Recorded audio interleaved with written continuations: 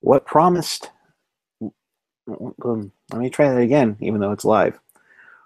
What looked like to be a promising 4-0 road trip all of a sudden hit the skids. They break even, bringing home 4 out of a possible 8 points on the road. The Sharks lose a tough one to the Washington Capitals, and they lose more than just the game. They lost a lot of fights, too. 1993 called the Sharks want their third period back. Anywho, welcome to this edition of Teal Town After Dark. I'm, of course, Eric Cura, alongside with some guy you might have remembered. Hey What's up, now, Chris? it's been a while. It's been a while. It's good to see you, though. Nonetheless, if you want to be I, part of I'm I'm hanging there. good. Nonetheless, if you want to be a part of the show, you can chat with us and Sharks fans in the YouTube chat on the page or on the app. You can also hit us up using the hashtag TealTownUSA. You can also follow us on Facebook, Twitter, Instagram, SoundCloud, and YouTube. You can find us there, along with a number of ways to check out our shows. Hi, everyone. And let's first off say hello to Chris. It's been a while. How's everything? You just did a relocation. How's that coming along for you? Yes, I am now in San Diego Gulls territory, if you will. I bought a house down south, and that's where I've been for the last quite a while now. So haven't paid as much attention to the Sharks as I normally do, but what a game to come back on. That was a fun one. Hoy, yeah, you picked the right one to come back, isn't that for sure?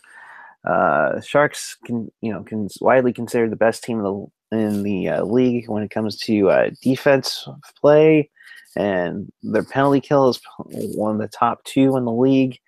Yeah, that just went by the wayside tonight.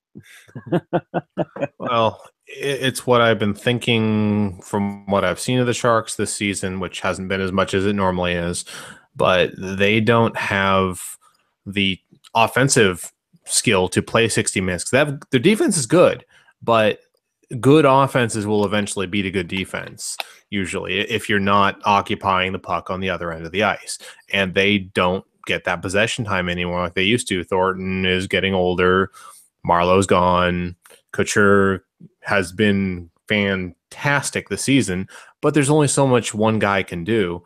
And they don't have they have I think I described it before as they have a first line and 2 third lines and a fourth line. They don't have the top end talent they need to play 60 minutes. And that's why I think they can't really play 60 minutes. And, it's not to overreact to one game. I've kind of kept track of what's been going on, and it's really the high end teams. Tampa Bay kicked their ass twice. Washington, obviously, tonight, a very rare occasion where they beat the Sharks, because you said 1993 called. Yeah, 1993 called. Hey, the Capitals are beating the Sharks again. Like that just doesn't happen. That has barely happened. I think Paul Gackle tweeted, this is only the second time in the last, I don't know, 20 or not 20. I think he said like 99. So 18 years. Second time in the last 18 years. Something like that. Yeah. So it's second time the Capitals have beaten them on the road or at home. Whatever. Yeah. Sorry, I'm In Washington. yes, in Washington. Sorry, I'm tired, but the point is, yeah, the Sharks have had quite a run. I mean, we've been their Buffalo, so to speak, which is something I've always pointed out about that is the Sharks lose to Buffalo, but the Sharks have also had some really good runs against other teams in the East that are really good teams. For a long time, they were beating the Penguins constantly, and unfortunately, that trend reversed at the worst possible time. But what can you do? Anyways, I'll let you. That's my iPhone here. That's my initial pondering about this. But we should get into some details here. Should talk a little bit more about this. Absolutely. The Sharks sounded like they were flat-footed as I was listening to this game with Dan Ruzanowski on the first period, and it caught them as Devontae Smith-Pelly, 16:49 into the first period, from Carlson and Beagle made it 1-0 Washington. The thing with this, Chris, is that they seem like the Sharks are kind of get a little excited to go home. And granted, they're staying the night and then flying out tomorrow. Um, but I think they kind of were maybe looking forward to getting home after a week plus on the road. I don't know. I'm not a mind reader, so I'm not going to speculate about where their minds are. I don't. It didn't look to me like it was a mental problem. It just, again, it looks like the Capitals are. I mean, they were always a great offensive team, and the Sharks, they had some really good moments. They played some good defense at times, but if you give a great offense enough chances, they're going to score. And part of it is the Sharks are impotent on, or they aren't that good at drawing penalties. They're impotent on their own power play. They don't drive much possession at even. So really, it's, let the Capitals keep on taking their shots. If you can't sustain your own pressure, because they had times where they pressure the Capitals quite a bit. Then they had, I think it was like an 11-minute lull without even a shot, and that's what I mean is, like, if you give them 11 minutes where they don't have to really play a lot of defense, they're going to find their opportunities. It's going to happen. It's going to wear on those defensive guys. Sorry, I have something in my face here. It's going to wear on those defensive guys, and they're going to score. I mean, same thing with Tampa. Like Tampa Bay, both games start out reasonably well, but you give a great explosive offense enough opportunity, they're going to score eventually. It's pretty much inevitable, or you're going to have a lot of heart attack moments, which occasionally happens. I can't really blame Jones for any of this, because almost every one of those goals was either a tip or a 1-on-0 for him, where he had to play the shooter 1-on-1 or more or less 1-on-1. So I can't really blame Jones much. There's a rebound. It's, they need more offense going the other way. They need more puck pressure. They need actually to be making the Capitals play defense instead of them making them play offense sometimes, and sometimes just having to skate it up. Mm-hmm. Yeah, no, you kind of hit some great points right off the bat there. Yeah, no, but kind of going into the chat.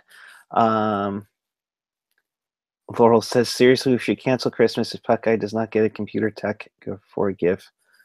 That fixes all his system settings. Jeez. Am I AOLing? We thought it would be you, Chris.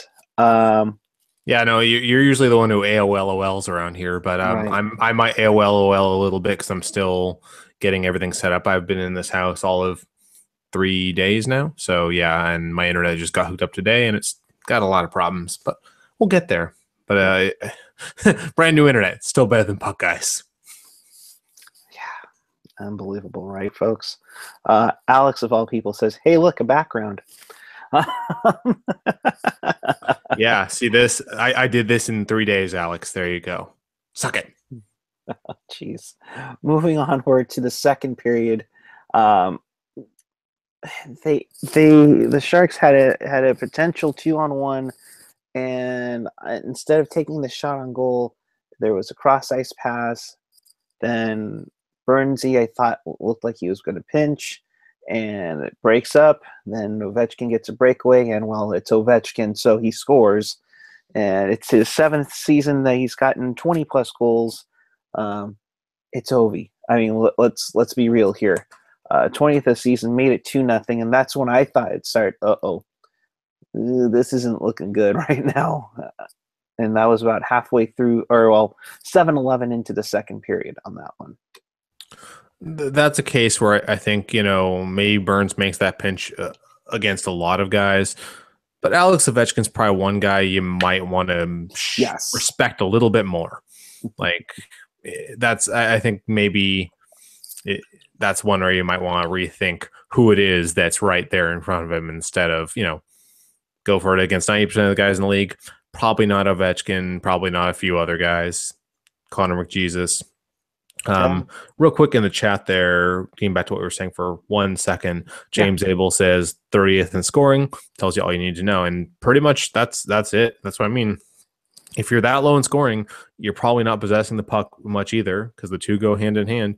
And good offensive teams, if you give them enough chances, they will probably, not always, because They're, I think, what was that, the epic 66 shot game or whatever it was the Sharks had years ago against the Oilers, where Oh God, they could not buy a goal, even though they absolutely owned. It occasionally goes the other way, but most of the time, if you give a team enough possession, they're going to score on you eventually. Yeah. And yeah. And Laurel taking a shot. My walls suck. Okay. So apparently she wants to repaint, I believe, your walls. That'll probably be happening. It's kind of low on the priority list right now. Mm-hmm. We're doing electrical and all kinds of other homeowner-ish stuff. Nice. Is on the list first. But yeah, we'll see. We'll see.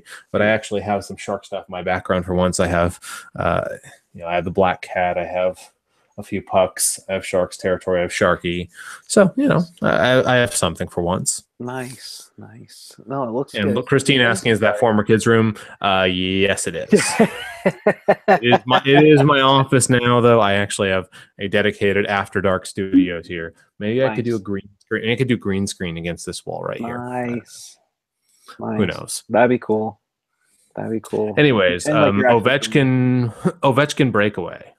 Yeah, I mean, I can't really fault anyone but Burns on that. It just, he made a impromptu decision that was probably a little bit reckless with Ovechkin being the guy, but I mean, there's worse decisions I've seen him make, honestly. Right. So I'm not that upset over that one. I wasn't that upset over either of the first two goals, honestly. They were goals that will happen from time to time. Mm-hmm. Absolutely, and especially with Ovechkin. I mean, that's just crazy.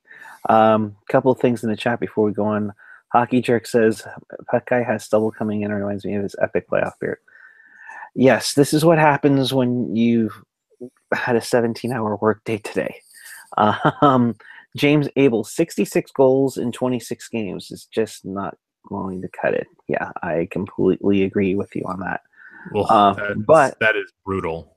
But who did get a goal for the Sharks tonight was Timo Meier. Yes, he banged home a rebound when he wasn't getting covered, made it 2-1. That's your only goal for the Sharks tonight from Braun at 11:32. What time is it? It's Timo time. Unfortunately, it was no one else's time. It was solely Timo time. Yes. That was pretty much all it was. Yes, and his first in 8 games, about time. And for the high expectations that Meier has Meier has with the team, let's get him going, and especially with the Joes. Maybe he can get the Joes going for that matter too. And it looked like the Sharks were headed that way to getting things going and maybe get a chance to tie this game up. However, a power play goal by Brett Connolly, his 4th of the season, makes it 3-1. One of those painful last-minute goals. Although we weren't sure it was a goal, at a quick look at it, it looked like it might have hit off the post, but it did hit off the back of the post. To which PDB will, challenge this on. But they wait. I'm sorry. I'm getting ahead of myself. They made sure it was a goal first. Then Peter DeBoer decides to challenge it on the offsides. Of course, new this year, if you challenge on an offside and you lose, you get a penalty on top of being down another goal. Brody mentioned this tonight, and I'm not sure if you got the Sharks feed tonight, but Brody mentioned that the offsides camera on the plexiglass should try to cover the whole thing, and you wonder if that one camera angle made it. What's the word I'm looking for? Help me out here. Inconclusive? Thank you. That's the word I was looking for. Inconclusive to overall, because it looked pretty close on the replay. Yeah, in my opinion, I think it was offsides. I could see why a ref would be hesitant to call it because I couldn't see any one definitive, that's it. But I do question. I wonder if how reluctant or not refs are to call something back based off of I'm playing two angles synchronized. How much do I trust that these are truly synchronized and that I can say off of two angles that are looking at two completely different things that I think that's the case. And I wonder, because I think I think with a definitive shot of each in synchronized, you could have said, yes, that was pretty clearly offside. Mm-hmm. I wouldn't be surprised though if they are reluctant to call that offside in that circumstance, because I never saw any one angle where it showed everything you could see it's offside. But I would say based off of multiple angles, it sure looked to me like it was offside. But I like the change this year to the rule. I think you should be able to challenge something's offside, but I think, yeah, if you do it just all the time, Peter DeBoer, shoot, that's our coach. Crap. If you do it constantly and you get it wrong constantly, yeah, you should have to get punished for that. So I think it's kind of a best of both worlds, really. And yeah, PDB, they penalize you for this now. You for this now. Sorry, I'm very tired. It's been quite the weekend. You and me both. Yeah, relocating 400 miles and driving and all that fun stuff. It's definitely taken its toll. Oh yes, but yeah, Peter DeBoer. How has he been this season? Honestly, like I said, I've been in and out. Has he challenged many of those this season? I was hoping Brody might give like a recap of how many he's failed at this season. Not as much as he was last year or the year before. He's been pretty lackadaisical about it, but of course, as it's been the running thing all season, we're not going to win it. Oh yeah, and I've definitely noticed the trend of the Sharks cannot get a call to go their way to save their lives. Like honestly, at this point, if a Sharks goal doesn't get reviewed immediately, I just kind of wonder, like, is Toronto asleep or what's going on? Yeah, it's just sometimes they're just bad luck on the goals. Apparently, my yawning is very noticeable, so I apologize for that. But nonetheless, Joshua Butterwick says Joe Thornton is a beast, and what a segue for that. Let's talk about the hit that kind of stirred up the third period with Joe Thornton's butt hitting TJ Oshie. I believe only the second most notable Joe Thornton hit on TJ Oshie in history.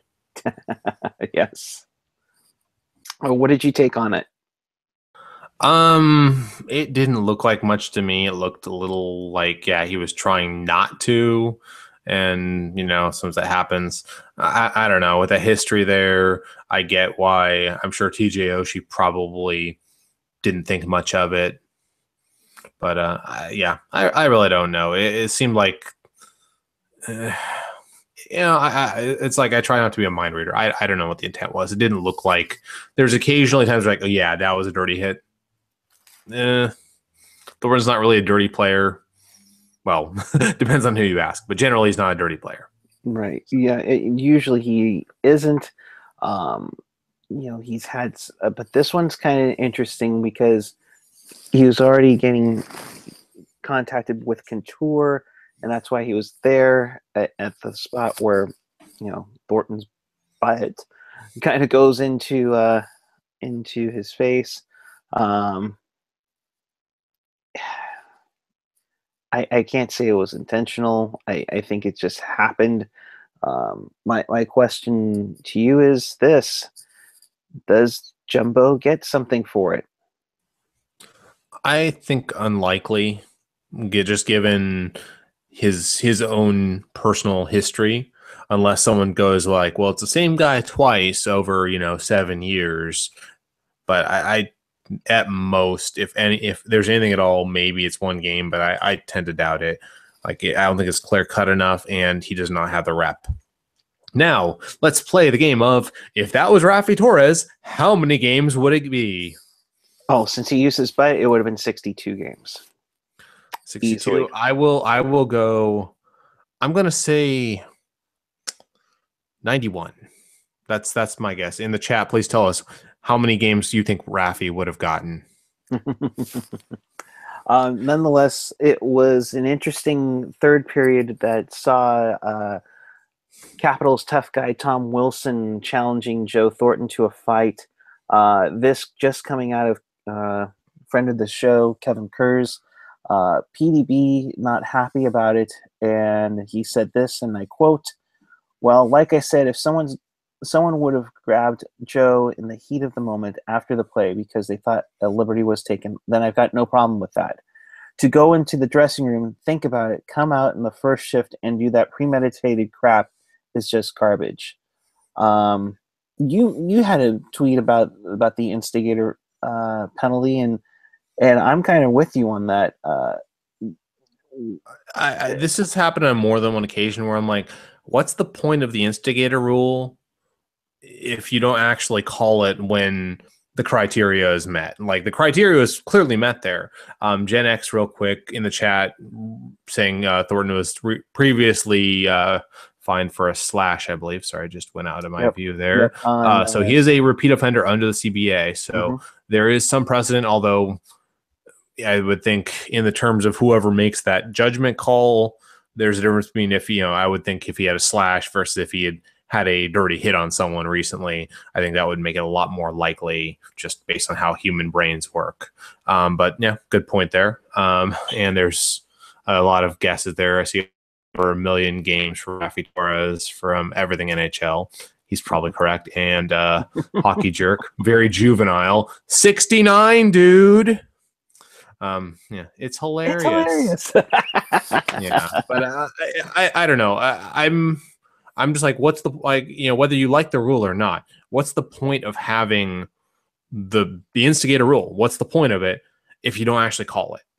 Like, if the rule's there, call it, because that was the guy was going way out of his lane to try and start a fight.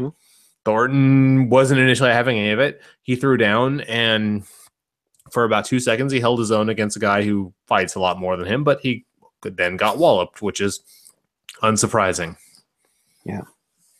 Yeah, no, I completely agree. But that started PDB getting, frustrated, and there was some jawing between the coaches, and then you had the Sharks kind of being a little more physical and everything, and I thought that kind of threw the Sharks off mentally and physically, and the Caps took advantage of it with the power plays that they got. Caps finished the game 2 for 6 on the power play. They pretty much wrapped it up with the games that or the goals that they got either late in the second or in the third, and I was disappointed by that. I thought, you're still down by 2 goals. You still have a shot at it. Don't get into, reacting to the Capitals reacting to Jumbo's hit on Oshie. Yeah, they kind of let the Capitals drag that one down into the mud when, you need to be focused on scoring. You need to make them actually take an instigator, though I don't know what would have actually warranted the refs ever calling it at that point, but make them actually take it. So, I mean, as I said, I think the Sharks are just really, they're undermanned in terms of offense. Like, they don't have the offense this year because Thornton looks a lot older 1 year later, and it's not that surprising. At some point he would probably hit a pretty good cliff. And I've said it before, I really, not to crap on Pavelski, but he is in many ways a product of Thornton. Like, Thornton Absolutely has made so many wingers in his career, and Pavelski would be probably a second, maybe a first liner without Thornton. But with Thornton, he looked like one of the best forwards in all of hockey for a couple years there. So it's not to take anything away and say he's a bad player. It's just to say Thornton has made many, many guys. He makes average players look great, and he makes great players look like superstars. And without him doing what he can do, possessing the puck and passing the puck as much, because he's definitely slower. He can't hit the windows he used to be able to hit. So they don't have that top line that they used to that could balance the Couture line that would take all those defensive matchups. And yeah, it's it sucks, but I think they need more top line talent before they can really compete again. Yeah, and unfortunately, they don't have the assets to get that right now, in my opinion. It's got to come in. Careful, you're gonna start Gen X banging his drum. That's why I phrased it as I did. So, Brody and Curtis are off the air now, so we'd like to welcome those of you who finished watching NBC Sports California coverage. You are watching Teal Town After Dark. Oh my. Oh my. That's a little throwback to the old days. Yeah. I guess I'm the throwback here, so I guess we're just doing throwbacks. It's throwback night on Teal Town, USA. That's right. You can get your crisp bobbleheads at the exit. They come with the authentic headphones and everything. Nice. Yeah, and it would go perfect with the posed GIF. Posed like yes. This. Like the little arms, like they do that. Nice. I'm sorry. That's a really long. That's a really deep callback. But yes, I'll let you do your thing. But to those who know, that's one of our infamous GIFs. Yes, Gen X. I said GIFs. So nonetheless, Brody and Curtis are off the air, so we welcome all of you to the show. If you want to be a part of the show, join us in the chat. You can get us on the YouTube page or on the app, and you can also hit us up on the Twitter machine using the hashtag TealTownUSA. Of course, follow all of our social media channels, including YouTube. We just hit 600. We're at 601 now. Tell your friends that they should be 602 and 603 and so on and so forth. Heck, make some fake accounts and extra subscribers. Absolutely. No, actually, no. Not that I endorse that. Not that I would ever do that. But too late. So no, I'm just saying if someone were to do that, I would have nothing to do with it. Nothing at all. Which was how many goals the Sharks scored in the third period? Nothing at all. They definitely got into some fisticuffs, though. Timo Meyer kind of had a throwdown with literally a throwdown by Brooks Orpik. Barclay Goodrow, took a high sticking penalty, and then the guy took exception to it, or someone else took exception to it. So they dropped the gloves, and that was crazy. It's and then little chippiness at the end there. Brendan Dillon was kind of getting frustrated at the 1 minute remaining mark, and then of course he takes a slash, which ended up being a 5-minute major for a slash and a game misconduct. Barely any time for the Capitals to do anything. However, that might be the one that might be looked at for a potential fine or suspension. I mean, when did the Capitals turn into the Ducks? I mean, this felt more like a Ducks game than a Sharks Capitals game. Usually the Sharks Capitals, it's like Sharks go in, kick their ass, get up several goals early. The Capitals get one or two late to make it interesting, and everyone goes home happy when the Sharks win. Well, not everyone, Washington, but no one cares about those guys. Mm-hmm. Am I allowed to say AJ's famous slogan when it comes to screw those guys? Am I allowed to say that anymore? You are allowed to say it. There is a swear jar, which is apparently being filled up currently by AJ himself, to which I think he's going to essentially pay for the entire end of the season party by himself. AJ was just buying beers for everyone at the end of the season there. Yeah, I saw you guys went to IBU the other night, and I was jealous. I was a long ways away, as I would have been there. Yes. You will be missed locally, my friend. But we did have a great time there, and we do want to thank everybody who came out again to that game, even though the game kind of stunk for that one, just like this one. But kind of getting, as we put a bow on this, what did you think of Jones? What did you think of again, I thought they just were not going to I don't know. They seem like they are just frustrated with not taking shots. They're trying to make the fancy pass. Kevin Milbank, I thought, had a rough game tonight. You know, and you kind of wonder now, are one or maybe two Sharks going to, have the league look at something? Yeah, I would definitely say the league will probably at the very least look at them. Whether anything comes of it, who knows?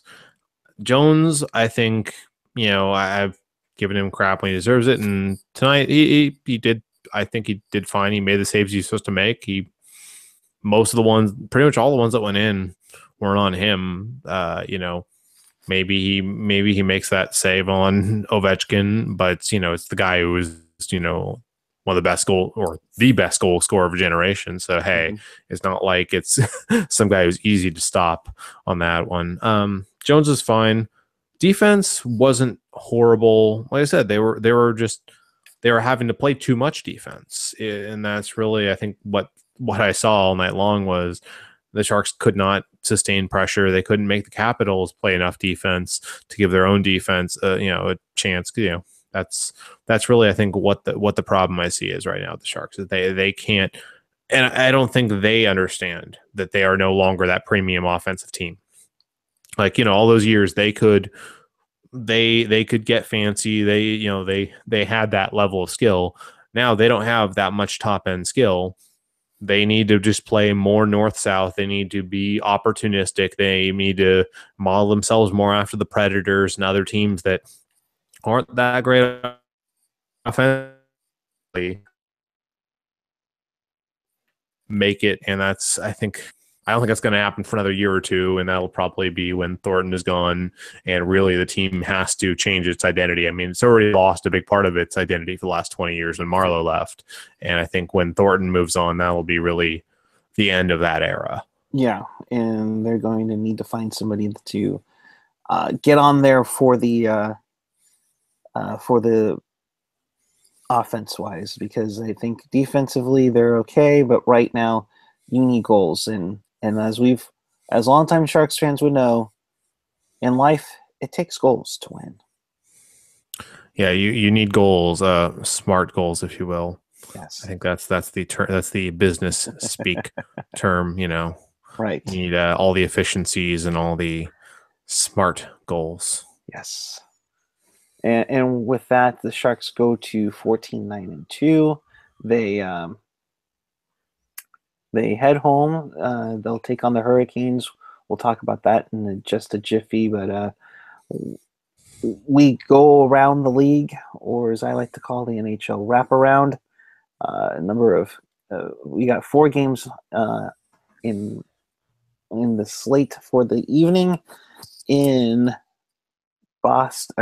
in Florida. It's Islanders 5, Panthers 4 in a shootout.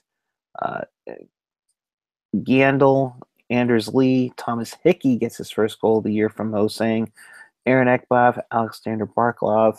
Why isn't this not loading for me? Thank you, NHL.com, for helping me out here. Because AOL. No, not because of AOL. It's just not. It's how the frickin' site's set up. Dang it. Am I the only? I guess I'm not the only one who thinks that site is so incredibly slow to load. Ever since they relaunched it, it's like, okay, cool, I see the site, but I'm waiting for the features actually, all the menus and all the things I actually want to do on the site. If they load sometime today, that'd be great. I am in full agreement with you there. Anders Lee, Thomas Hickey, Brock Nelson, John Tavares. Dr. Jackal in the chat, NHL reach around. I just like you're just. As a screw you, Gen X. Be sure to read off the NFL scores to get back at him. There you go. Yes. Pittsburgh and Cincinnati are playing tonight. Okay. Hey, the Niners actually won a game yesterday too, for that matter. My goodness. And like one person said in the chat, and I forgive me for not knowing your name offhand. The Sharks need their own Jimmy G, and I completely agree on that. So the Islanders win in a shootout 5-4. They go to 16-8-2 on the campaign. and the Panthers are at still 24 points. There are other games in progress right now. It's late in the third period where the Predators lead the Bruins 5-3 as Smith has 2 goals for the Preds. Bonino has one along with Fiala and Forsberg. Bonino, Nick Bonino. Yes, no. That's. I hate that goal when that is probably my all-time favorite call of any goal ever. Oh, see, I thought it was the next game after with Jonas Dansgaard. Yeah, that was pretty good too. But the Bonino one, I think, was just the most epic thing I've ever heard. And of course, it had to be a penguin. Yeah, of course. In the second period, barring a complete meltdown, which wouldn't surprise us, the Flyers are looking like they will end their 10-game losing streak. They are currently up 4-1 on the Calgary Flames as they begin a road trip. Philip Raffle with 2 goals in 25 seconds, for that matter. And Wayne Simmons got one less than a minute after that. So a quick 3-goal burst for the Flyers has suddenly broke the game open, even though they're getting outshot at this time. But Calgary looking like they might be the one that goes down to Philly. I'd like to congratulate them on breaking their losing streak, maybe, but there is still time. There's still time to save it. And AJ Strong on the Twitter machine. I look forward to seeing. Where did it go? I look forward to seeing when Chris JWS gets a real internet connection delivered to the new pad. Puckeye 14, maybe for Christmas. Yes, I know. Wow. Wow. Really? I have a 3-day-old internet, and it's already better than Puckeyes. Yeah, whatever. Anywho. Well, it is what it is. And that's what we have for the wraparound. Only 4 games going on tonight. Here, let's see. Let's go into the chat. The Hockey Trick says the 49ers have won twice, so they're only kind of mediocre. Yes. Take that, Gen X. We mentioned football. Yes. Again, Hockey Jerk, if net neutrality is repealed, everyone will have internet like Chris and Puckeye. This can't happen. That's true. That's true. It's true.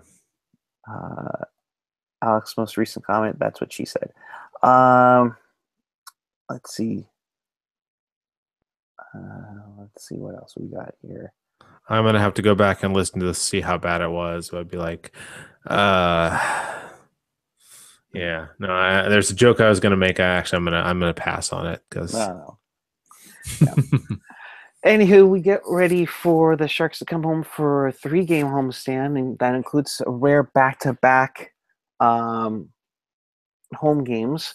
But first, they start off with the Carolina Hurricanes on Thursday night, and it's a Giants night there. So there are the special Giants hats if you got the extra special ticket to get the hat. So nonetheless, it should be interesting. Watch the lower bowl still be mostly empty. Yes, I'm sure it will be. But you know what? So there's something on that actually that Kerr's tweeted out, pointing out that he's noticed that it's not just the Sharks that seem to be having their loyal fan base show up for games. And it's not just Florida where no one cares about hockey either. Mm-hmm. It seems to be happening, maybe not league-wide, but it's happening more outside of just the die-hardest of markets, if that's how you could put it.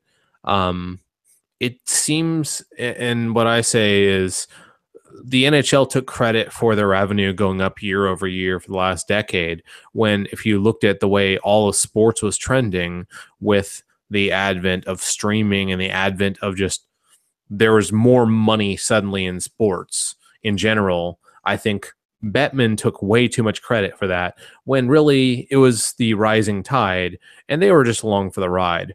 Like at best, they were at parity with every other league in terms of the amount their revenues went up year over year, because you look at every other league, they had a nice little climb over the last decade. And that's what it's been, I think, is that the NHL bubble or the sports bubble is bursting, and the NHL, unfortunately, is at the bottom of the totem pole as it is in the U.S. So that's what my take is. And I think the Sharks are just one of several teams. I think he said Philadelphia is one of them. I forget which other teams. There's a few other teams that are notable, have significant fan bases, but they are not showing up like they used to. And I think the sports bubble is bursting a bit because you see even the mighty NFL seeing a decline in ratings. Oh, ratings and in ticket sales. I mean, it's tough. It hasn't hit revenue on any of them yet because all of them are still increasing revenue year over year. But eventually, that's going to hit the bottom line. It may take a few years to hit there, but eventually it will. It's pretty much inevitable. If you keep seeing that happen, it's going to eventually start actually affecting the dollar amounts. The irony that it hits as the first window for the CBA to be reopened in the NHL hits, that would be very interesting and very concerning, I think, at the same time.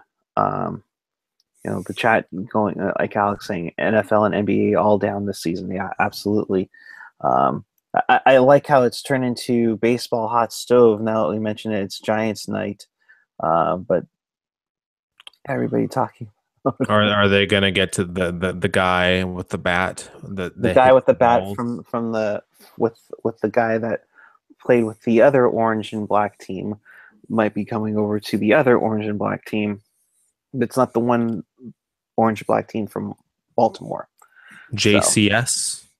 Yeah, they're gonna get that JCS guy.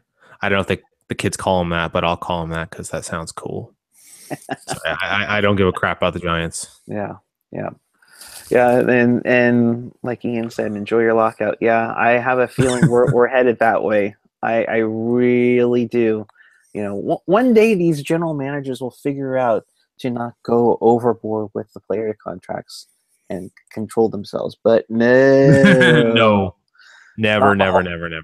AJ on Twitter, the last time Levi's was sold out, hockey was being played there. # Stadium Series. # heyo. Yeah, no, that's the... Yeah, no, I think that there's a lot of really mediocre sports being played these days, and the increased amount of coverage of it is just highlighting that. Actually, I shouldn't say there is more mediocre sports. There's always been a lot of mediocre crap out there. But the fact that they're covering it so much more now, suddenly people are realizing how much crap there is out there. Because, the best thing about the NFL for the longest time, you only saw a couple games a week. Yeah. So you were, people were left wanting more. Now that they can see it in all its mediocre glory, good job, guys. You killed the cold goose. Yes. Good job. Alex in the chat, Taylor slipped later, so shake it off. Yeah, and then Dr. Jackal, it's a 3-team, NBA is a 3-team league. Yep. Baseball, I would disagree, but the NBA, yeah. You at the beginning of any given year, you could name 3 teams, and almost guaranteed you could name the winner in one of those 3, sometimes less than 3 in a given year. Baseball, I would say, is a little more unpredictable because there's a lot more just variance and a lot more things go into it. Same thing with hockey. It's one of the reasons why I like hockey. One of the reasons why I like baseball, the sport, not any one team, is there's actual parity, and that the sum of the parts, or whatever that saying is. Yeah. Anyway, way off topic there. Yes, we have officially gone off the rails, which is not typical of this show at all.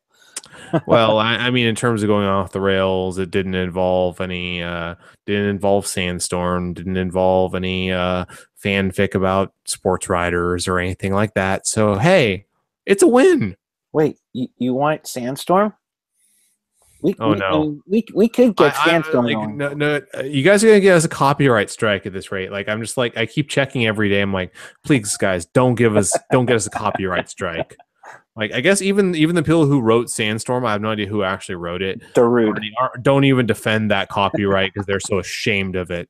No, they're not ashamed of it. They are enjoying the getting a kick out of it. I mean, it's the Vanilla Ice of, I don't know, what's the genre? What genre would you even call that? Crappy stadium songs? I don't even know what Sandstorm is supposed to be. Technically, it's in one of the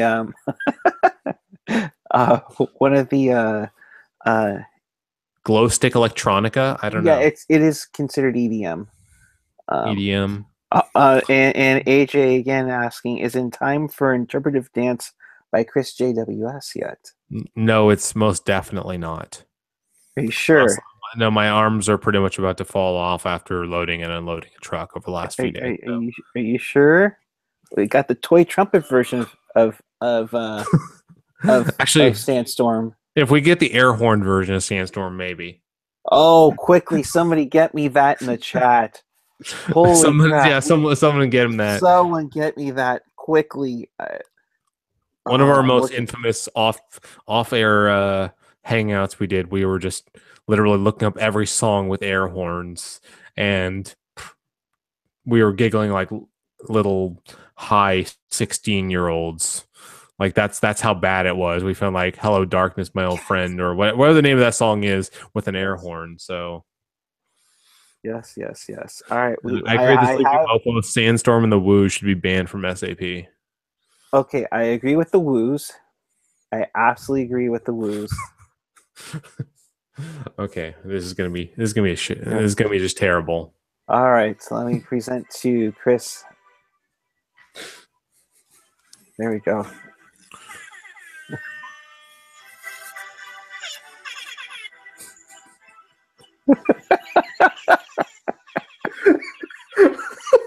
Yes. Hold it closer to the mic. I can barely hear it, but that is incredible.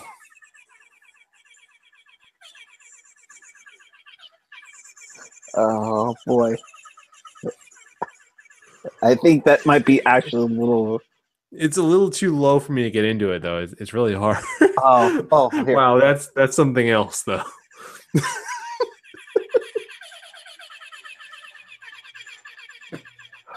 Wow. Okay, that's just. Oh gosh.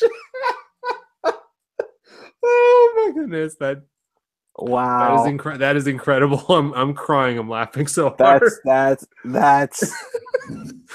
that might be worth you getting us up to 700 subscribers now.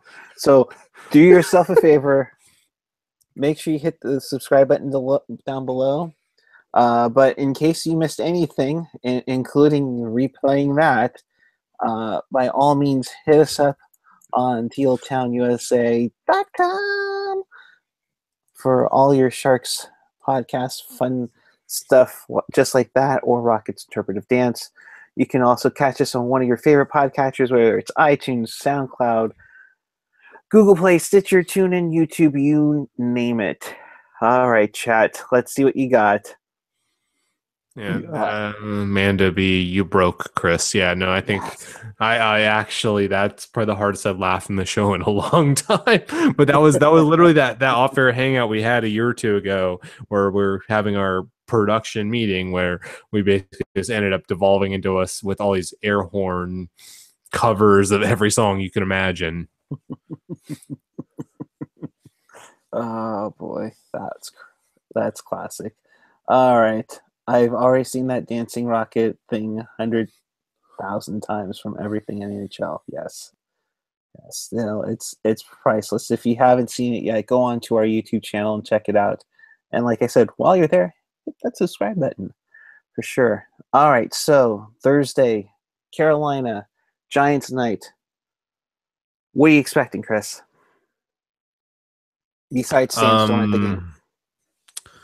Well, are they playing a backup goalie? And how many guys do they have that have not scored their first NHL goal? You let me know that, and I'll tell you my my predictions. Well, see, here's the thing. Scott Darling has been their main go-to guy, but to quote our good friend Drew Weber, they could Cam Ward this bitch.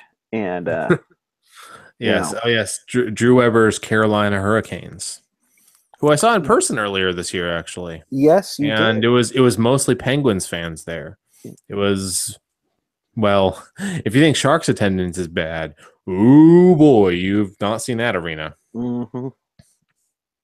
Yes, But absolutely. yeah, I would hope the Sharks could bounce back because I mean they're staying afloat, but they need to finally find some way to get into a groove and get some wins. Yeah, absolutely. And one last thing, just thought of this just now.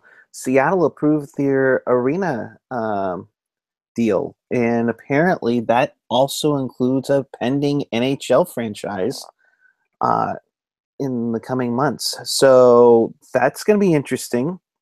I don't know if that means it's an expansion team or somebody's getting relocated.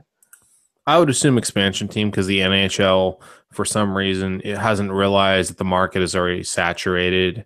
They're just going to keep adding teams. I mean, I'm waiting for 2020 when we add the 40th team and we can introduce a new division. The intergalactic. Yeah, the intergalactic division exactly. Mm-hmm. Why not Zoidberg? Yeah, definitely. And that's from the Seattle Times, reporting that the NHL is expected in the coming months to announce a franchise to Seattle, as the City Council of Seattle approved a $600 million renovation of Key Arena. So apparently, for sure, they're going to get an NHL team. The question is, though, will they give a damn with the Sounders and the Seahawks there? And at the same time, they want their basketball team back so badly. So Dr. Jackal chiming in, they approved a MOU, Memorandum of Understanding, which I'm not sure if he's joking or if that's actually a thing. I have no idea. So There is some stuff in there. Oh boy, you have the camera stuck on Chris. Well, that's not actually a bad thing, but we took it no, off. I would say it's a bad thing. No. He said they won't announce a team. There's no ownership group in place. Yeah, I know that, but at the same time, I would never put it past the NHL to try and throw something together, with a Sand Shrew as a mascot. I would never put it past them. Oh wait, that already happened. That's very true. But it'll be interesting to see if they do get the 32nd team. What are the parameters for expansion?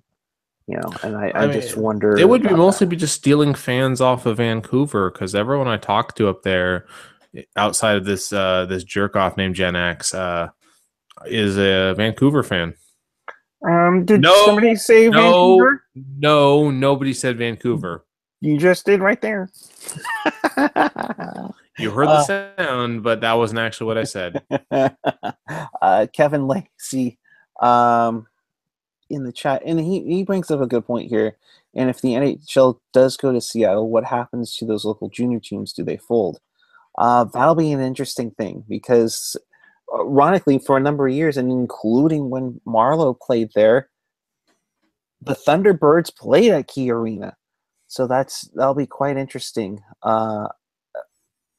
in regards to that. My concern is that Seattle may be suited for their local junior teams than a pro team. That's also a good point. So Gen X point out it's an agreement with the city council to approve a plan if conditions are met. It's not a deal to finance or do construction. So okay, yeah, that basically it's a very early preliminary thing. Mm-hmm. And based off of Seattle's history, I would say it probably doesn't get much farther than that. But you never know. Who knows? That's Or true. maybe, I'd never put it past the NHL to not try to expand more when what they should be doing is contracting. Not that I want less hockey, but just keep the quality up, guys. We don't need more teams. We need you to do a better job with the ones you got.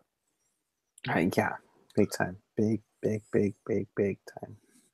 Well, if that moves forward at all, though, we will probably have to have a special guest, Gen X, who is probably a taxpayer of said region.